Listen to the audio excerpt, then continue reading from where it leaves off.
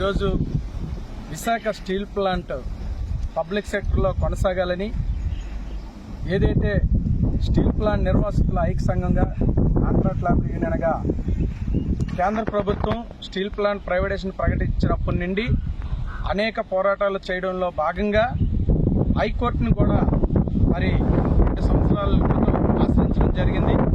మరి ఈరోజు హైకోర్టులో కూడా సుమారు 1:20 నిమిషాలు మరి వాదనలు జరిగాయి.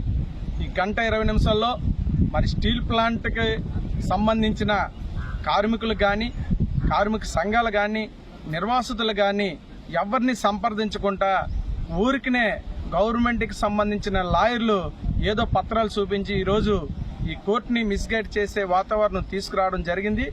దీనికి ఏదైతే మా లాయర్ గారు వైకే కోటేశ్వరరావు గారు కానీ